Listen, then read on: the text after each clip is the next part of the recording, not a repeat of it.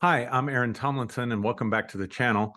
In my Sunday morning live videos, if you've been following the channel and you haven't looked in the live section of the channel, I do live videos on Sunday mornings at noon Eastern Time, 10 a.m. Mountain Time, and I would invite you to join me for those videos if you're interested in that and catching it live. And of course, you can always go back and catch the replays on them as well. But in this last Sunday's video, I talked about the tarot briefly, talked about tarot cards.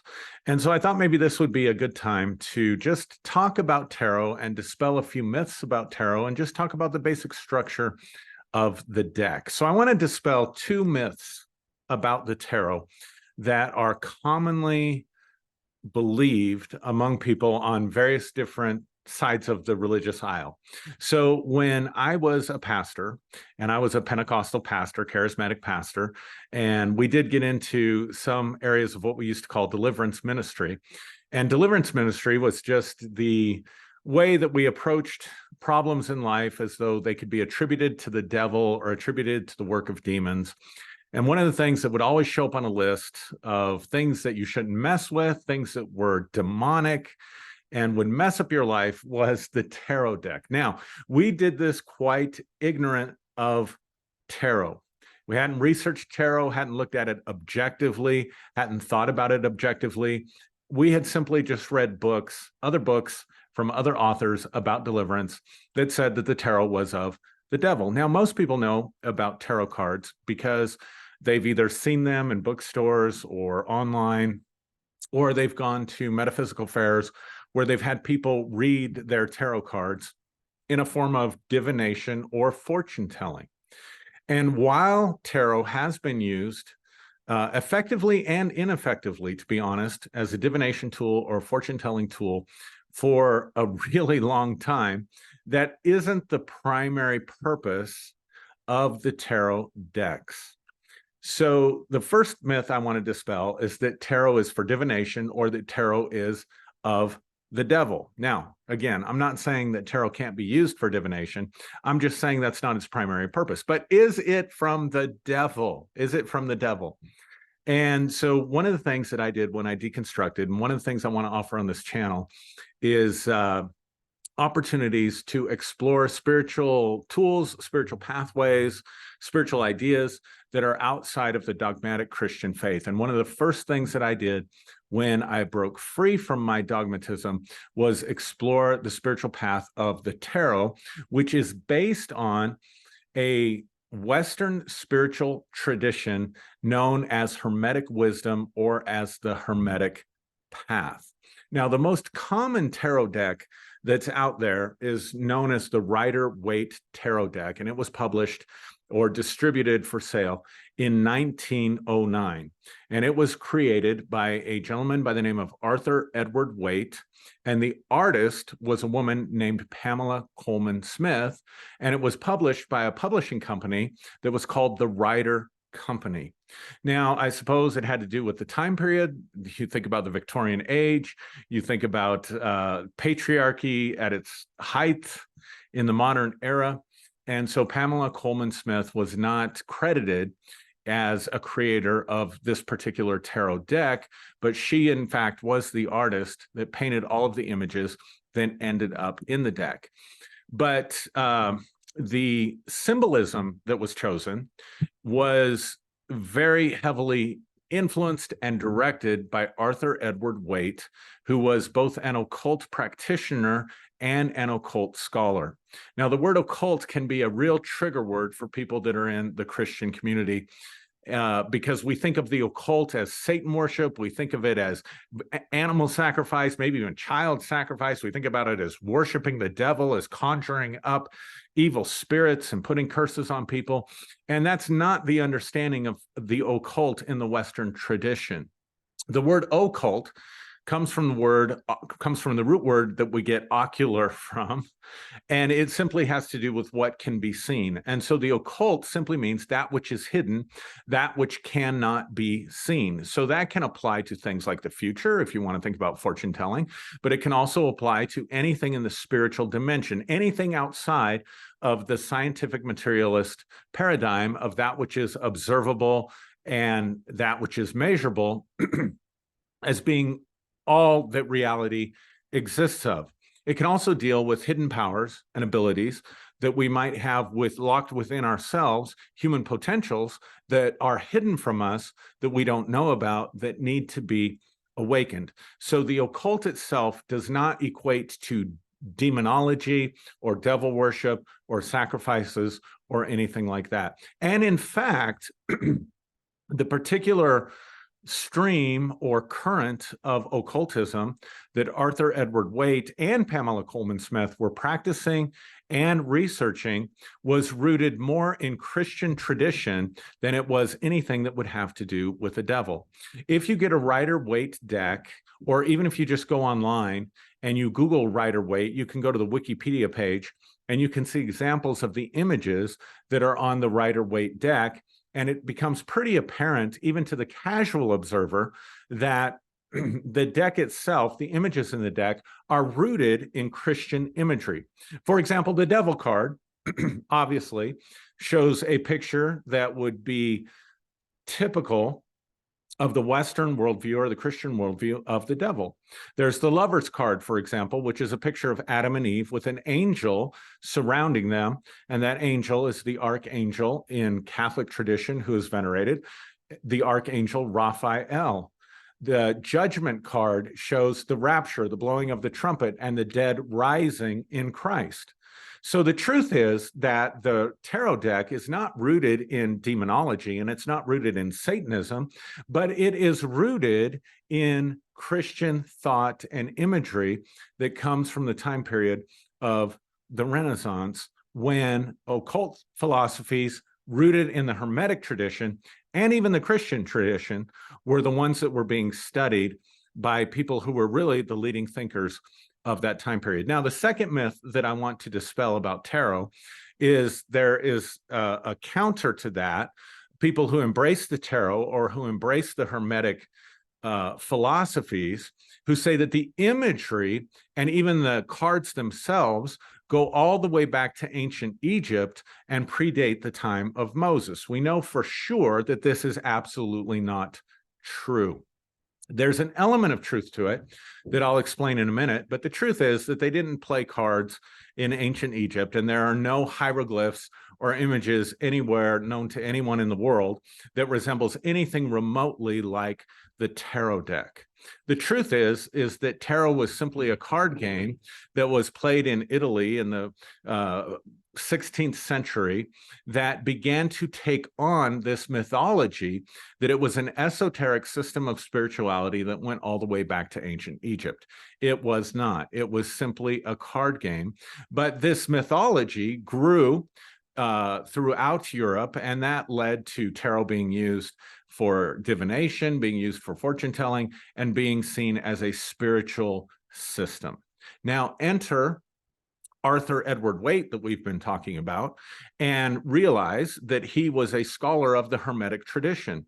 Now, there is good reason to believe that Hermetic philosophy does go back to ancient Egypt. So while the cards themselves may not go back to ancient Egypt, and the images themselves may not go back to ancient Egypt, the philosophy behind the imagery, the thoughts and the precepts behind the imagery were purposely designed by Arthur Edward Waite and Pamela Coleman Smith to reflect the teachings, the Hermetic teachings of ancient Egypt. So it does contain that teaching, but the system itself is something that was birthed really in Italy and in the Renaissance, and then grew in stature until it was finally codified by Smith and Coleman in the Rider-Waite tarot deck, from which most tarot decks today are based upon.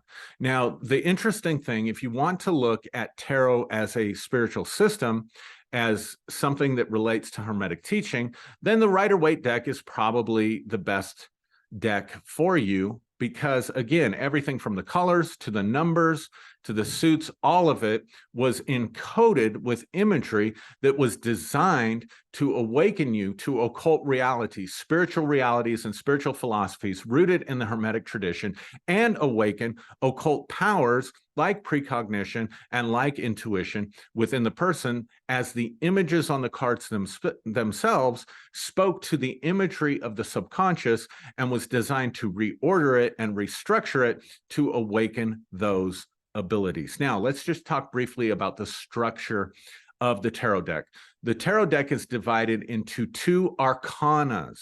The word is arcana. You have what is called the major arcana, which consists of 22 cards or trump cards. You might think of a game like spades, which is based on these basic principles as well. And then you have four suits, which your average playing cards are based on today, which were called the minor arcana. Now, what does the word arcana mean? The word arcana simply means a secret or something that is hidden or something that's occult. It's a mystery or a secret. And so when we talk about the major arcana, we're talking about the major secrets that are embedded in the structure of the tarot deck. And when we talk about the minor arcana, we're talking about the minor secrets that are embedded in the tarot deck. So what does that mean to us today? So the 22 cards of the major arcana represent 22 major energies and states of consciousness and archetypes that dramatically affect and impact our lives. They are the major players, if you will, within our consciousness. So I want to show you an example of a major arcana card. This one is called the Tower. The Tower. Now you can see that there's couple people falling out of the tower as the tower is being struck by lightning and the crown is being torn off, and there are lots of sparks. And if you look at the shape of the sparks, they're in the shape of the Hebrew letter Yod. So what does the tarot deck represent? The tarot deck actually represents an awakening. It actually represents deconstruction.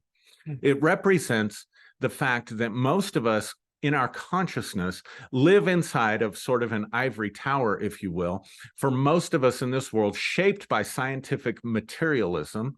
And we crown ourselves as, with certainty, we crown ourselves as having this knowledge, and this is the way that reality is. And then it can seem for many of us, and I know it was this way for me for sure, that lightning strikes out of heaven and just demolishes your worldview and destroys it and wakes you up, and you realize the crown goes falling off, sparks are flying, and the man and the woman, which represent aspects of the masculine and feminine consciousness, are being liberated from their worldview. They're being liberated from their limiting worldview of the tower, and they're being exposed to a greater reality, particularly and especially a reality that is greater than materialism or what we see with our five physical senses. But it doesn't feel, even though it's a wonderful event and it's a very powerful spiritual event, it doesn't feel wonderful, and it doesn't feel powerful, and it doesn't feel spiritual. It feels like total destruction and chaos. And so again, you can see that principle sort of represented in the card, which is one of the major arcana cards. So that's an example of the major arcana. Now you have four suits that are the minor arcana. You have the swords. You have a suit that is goes from the ace of swords, the beginning, all the way to the king of swords, right? So it goes through 10, the number 1 through 10, and then you get into the court cards, which is the page, the knight, the queen, and the king. And each suit follows that same order. So you have swords, you have pentacles or coins, you have cups, and you have rods or wands, more appropriately, not rods, wands. Now, these each represent more minor factors that influence our lives, and they represent four aspects of our lives that we deal with in every situation in life. So the sword deck represents our thought life, our intellectual life. The pentacles, or the coins, represent our circumstances or our material life, not just our money, but whatever's going on in the material realm around us. The cups represent the heart or the emotions, and the wands represent, you can think about magic wands, it represents really our desires or our passions for things. And so in each one of those four decks, it's representing a minor aspect, a minor secret of our lives, whereas the Tower card is going to impact all of the other four, right? So think about it if you've been through deconstruction. If the Tower card applies to you, your intellectual life changed, your emotional life changed, your desires changed, and probably more than likely things in your material life and existence, like if you left church, or in my case, I got out of ministry, that's impacted as well. So the major arcana impacts all four of the suits, whereas the suits themselves only speak to one aspect of our lives. So I've used the aces here to show you kind of how this works. So the Ace of Wands, I want you to notice that you've got a cloud with a hand coming out with a wand. Swords, you've got a cloud with a hand coming out with a sword. Pentacles, you've got a cloud with a hand coming out with the pentacles. And cups, you have a cloud with a hand coming out with a cup. So each one has a cloud, each one has a hand, each one is the number one, and each one represents the suit. So it's something from heaven being initiated in that area of our life. So anytime you see an ace, regardless of which suit it's in, that's what it represents. Now, the whole system becomes extremely complex because, again, there are symbols embedded in each one of the cards. The numbers are symbolic. The colors are symbolic. The suits are symbolic. The major arcana is symbolic. And then there are images in the cards that are matching and how they relate to one another. So really, to learn to read tarot is to learn a foreign language. And so here's where I take issue with some people who read tarot cards. It's okay. You know, if I go to another country and I don't speak the language, I might bring with me a book. Back in the day, right? Now we probably would do it on our phones or with translators or whatever, Google Translate. But back in the day, you would bring a book with you. And let's say you had to use the bathroom or something. You might look up bathroom in English and then try to figure out what the word is. Let's say I go to Italy. What is the Italian word so that I can communicate that I need to use the bathroom, right? Now, that's completely different than someone who is fluent in the language. It's even different than having someone interpret for you a conversation who's fluent in the language. I've gone to metaphysical fairs where people are charging people money to read the tarot to them, and they're no more fluent in the tarot than I am in Italian.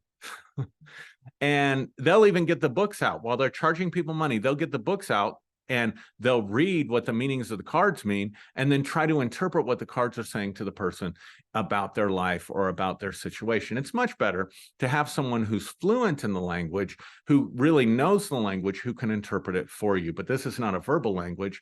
This is a pictorial language. This is a hidden language. This is an arcana language. This is a mystery language. And it is something that it is a system. There are so many books and different things out there about it. It is a system that you can work with. So if you're interested in more videos and teaching about the tarot, let me know. And we'll see if we can do some more videos along those lines. So please let me know in the comments. Otherwise, if you haven't subscribed to my channel, please subscribe, please like, maybe share the video. And we do have a private Facebook group, the New Day Global group on Facebook. The link is in my bio. If you haven't joined that group yet, please join the group, but also remember you do need to answer all the questions. If you don't answer all the questions, we won't let you into the group. But I do some things like live videos that are just for that group. We go into some deeper teachings, and I will be starting something in January as soon as we get into 2024, where I'll be talking more about spirituality, consciousness, and energy work, and in ways that I think will be incredibly insightful and empowering for you. So I'm looking forward to doing those things next year as well. Thank you for watching the video. Thank you for watching all the way to the end. Again, join the New Day Facebook group, like and subscribe, comment, and share, and I'll be with you again in the next video. And if you didn't know about my Sunday live videos, check those out and join us on Sunday mornings. I'm Aaron Tomlinson. Thank you for joining me for this video.